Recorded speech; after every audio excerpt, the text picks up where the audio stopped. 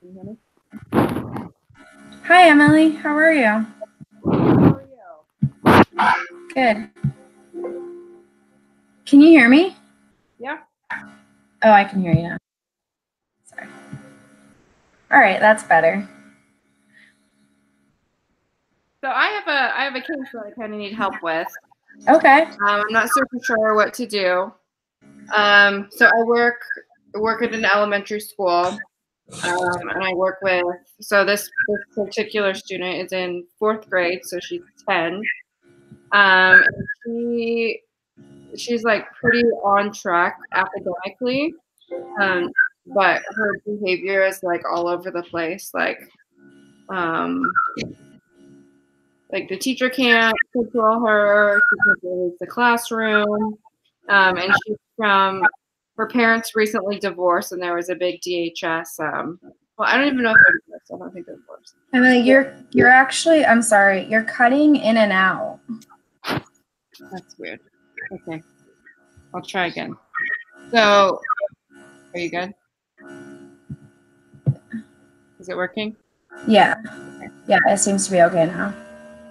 So the parents are going through a custody battle, and mom has recently received more time. At first, she was just living with her dad, and it's been for like a year.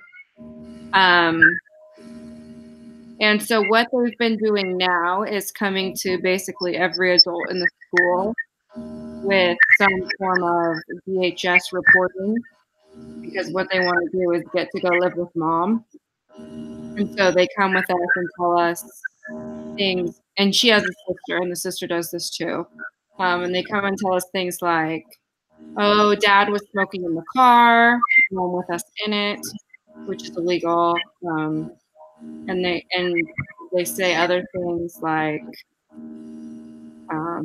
that there's like not enough food at home, like reportable things that we have to report to at DHS. But they come to us just to make us to report. And obviously, no matter if it's true or not, we still have to report that. But none of us at the school really know like what to do about the kids when they're saying these things.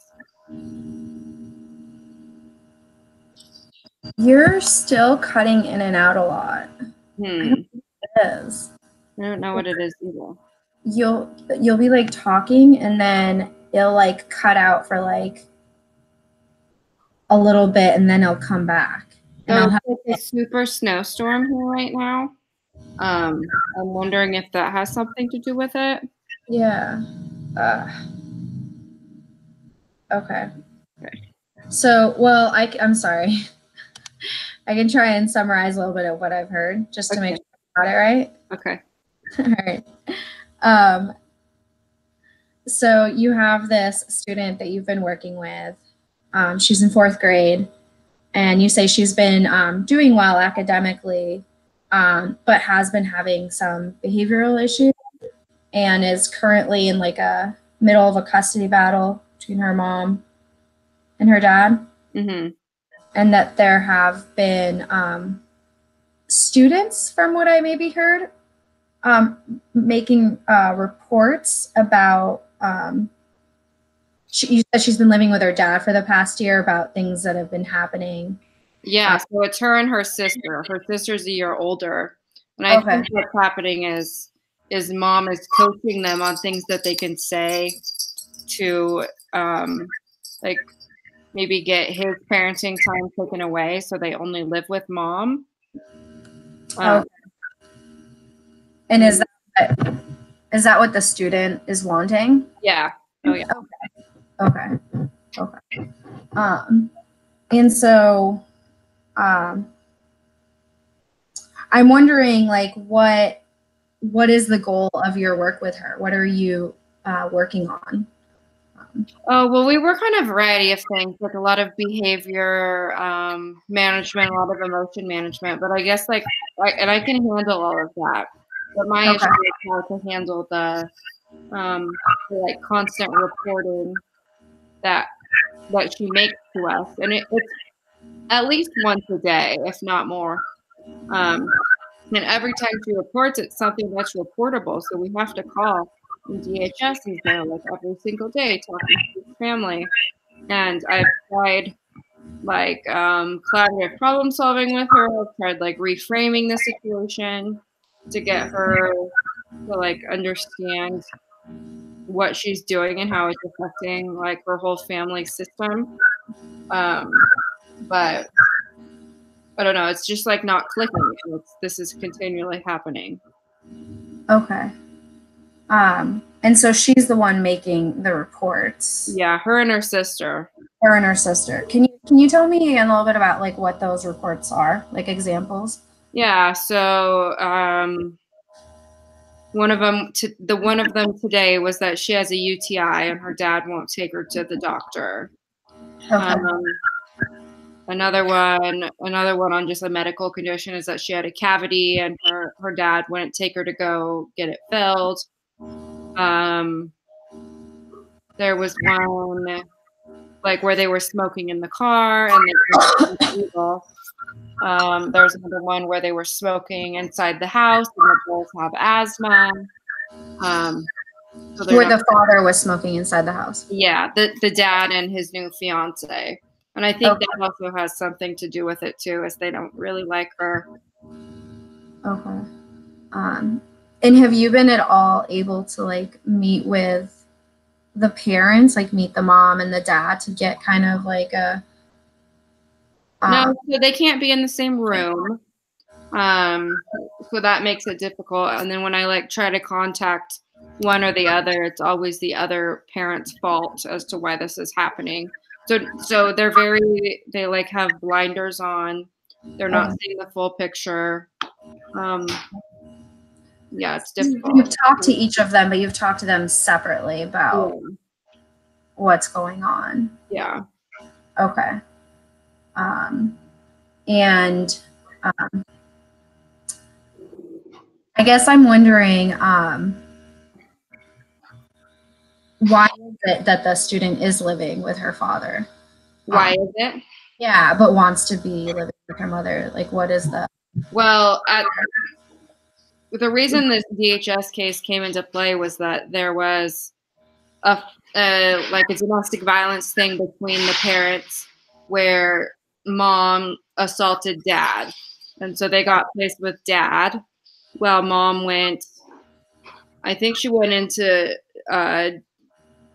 alcohol. I don't know. She went into some kind of treatment. And then since she's graduated, she's been slowly getting more rights to her kids.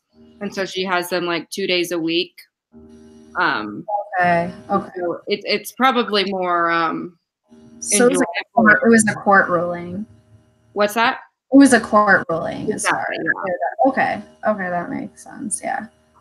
And I guess I'm wondering also what has come of her reports. Like, what has happened so far? You said you guys did have to report something to. Oh yeah, we report every single thing, and DHS is probably at the school 3 times a week.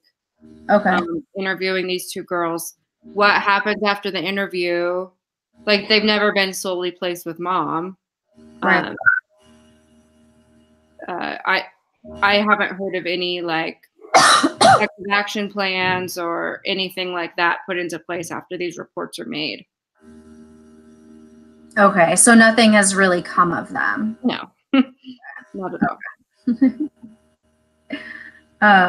And so through working with her, you're kind of like stuck as far as like what to do. Yeah. Kind of constant. How to get these reports to stop. How to get them to stop. Okay. Why is it that you think they should stop? Like her reporting of. I guess it's not that I think they should stop, but she comes into our office with the intent of getting us to call DHS. Like, obviously, if these things are happening, they need to be reported. Right. But they're also searching for little things to report on, and maybe I don't know if they're being exaggerated, like what the actuality of these things are that's happening, because I mean, the girls tell me that they make these reports because they want to go live with their mom. So I don't know, I guess just maybe helping them understand to not use the system as like their little game. Right. Maybe like talking to them about like the consequences Yeah. of that, Yeah, I could do that. of what that like could, lead to, Yeah. But yeah, that is a tricky situation. Yeah. Because it's, I guess, like ultimately you don't really know what's going on there, and you don't want to like necessarily discourage students from reporting something like that, something really like that is putting them in danger is really going on, Right. But at the same time, there does seem to be like there could be a better way to handle the situation. Yeah. Do they sort of have an understanding of what would need to happen, like with their mom, like what their mom needs to do in order for them to be able to go and stay, like live with her or have like a more equal custody? I'm not sure. Yeah. That should be a conversation I have with them.